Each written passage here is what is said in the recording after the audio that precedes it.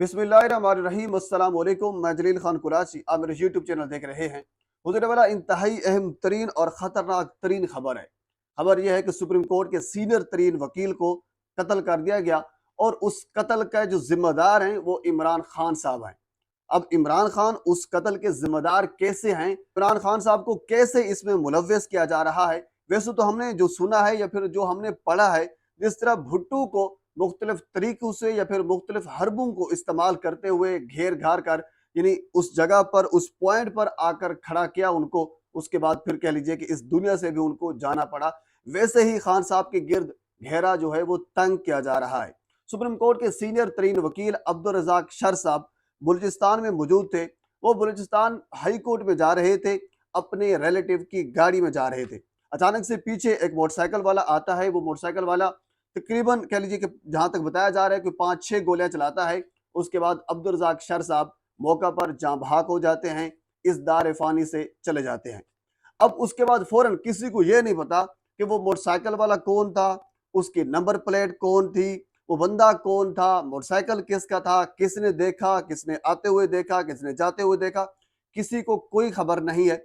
अचानक अता तारड़ साहब नमूदार होते हैं, प्राइम मिनिस्टर के एडवाइजर हैं, सीनियर तरीन वकील हैं और सीनियर तरीन सियासतदान भी हैं।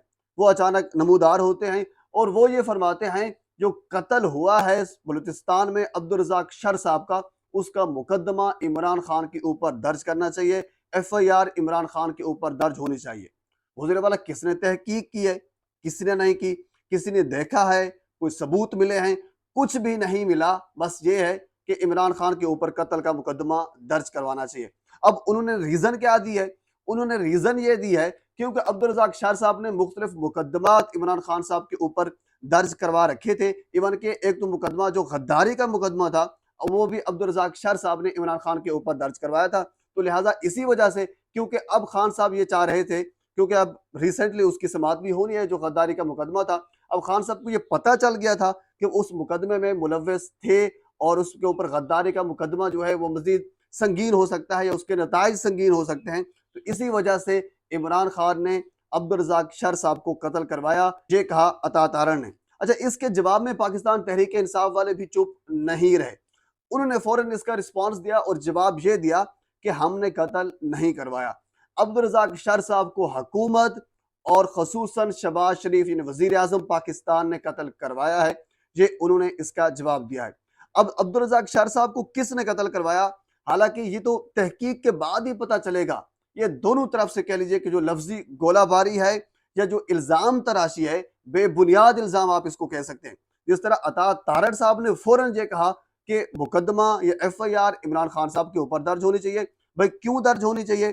कोई तहकीक, कोई रिसर्च लेकर आए, कोई सबूत लेकर आए, अदालत में दें ताकि पता चले हकायक का। इतने बड़े लीडर के ऊपर, इतने बड़े बंदे के ऊपर आप इल्जाम ये लगा रहे हैं, यानी जबानी तौर पर आप ये कह रहे हैं अब आपकी बात मान ली जाए, ऐसा तो नहीं हो सकता। तो इसी तरह तहरीक इंसाफ वालों ने भी कुछ नहीं सोचा, उन्होंने फौरन उसका रिएक्शन दिया, जवाब दिया, बगैर किसी सबूत के इल्जाम लगाया कि इस कत्ल के जो जिम्मेदार हैं वो वजीर आजम पाकिस्तान यानी शहबाज शरीफ साहब हैं। दोनों तरफ से जबानी तौर पर बेबुनियाद इल्जाम लगा दिए गए हैं। बहरहाल अभी इसकी तहकीक होना बाकी है, लेकिन जो चीज़ मैं आपके सामने रखना चाह रहा हूँ, जहाँ तक मैंने रिसर्च की है, जहाँ तक मैंने कुछ दोस्तों से बात की है, जिस तरह खान साहब को, खसूसन इमरान खान साहब को जिस तरह घेरा जा रहा है, ये इंतहाई खतरनाक सूरत हाल भी हो सकती है।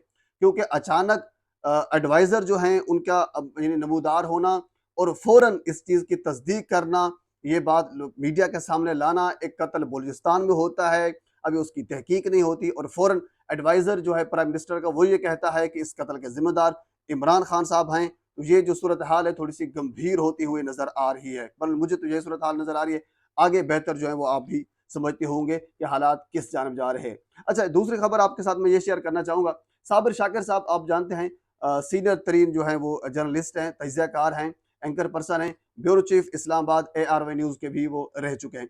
इस वक्त वो पाकिस्तान में मौजूद नहीं है, पाकिस्तान से बाहर हैं, क्योंकि उनके ऊपर बेशुमार मुकदमात दर्ज किए गए थे।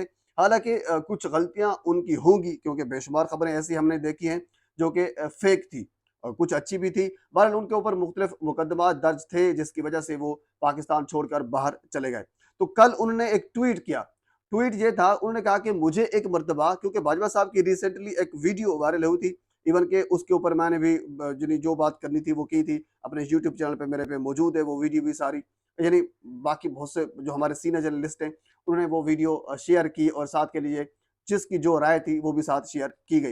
यानी उस वीडियो के बाद फिर साबिर शाकिर साहब ने ये कहा कि एक मर्तबा मुझे उस वक्त के आर्मी चीफ यानी कमर जावेद बाजवा साहब ने मुझे फोन किया, और फोन करके मुझे ये कहा कि मैं आपको इबरत का निशान बनाऊंगा। क्या ये बात दुरुस्त है? क्योंकि आर्मी एक डिसिप्लिन इदारा है, लोग उनसे मोहब्बत करते हैं, ज़ाहिर सी बात है उनमें एक नज़्म ज़ब्त है, कानून व कायदे हैं, वो उसके मुताबिक इदारा चलता है।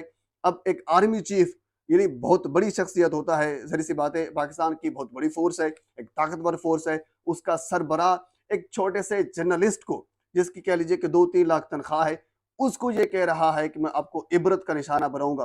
क्या ये साबिर शाकिर का इल्ज़ाम था या ऐसा था? अभी इसकी तहकीक होना भी बाकी है। बहरहाल ये मुख्तलिफ र्यूमर्स, मुख्तलिफ अफवाहें जो हैं वो चल रही हैं, अभी बेबुनियाद इल्ज़ामात जो हैं वो दोनों तरफ से वो लगाए जा रहे हैं। पाकिस्तान के सियासी मंजरनामे में अब तक की ये सूरत हाल है।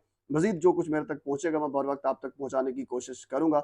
एक मरतबा फिर आपसे गुजारिश है, मेरे चैनल को सब्सक्राइब कर दें ताकि आने वाले हर इंफॉर्मेटिव वीडियो आप तक पहुँच सके। अल्लाह हाफ़िज़।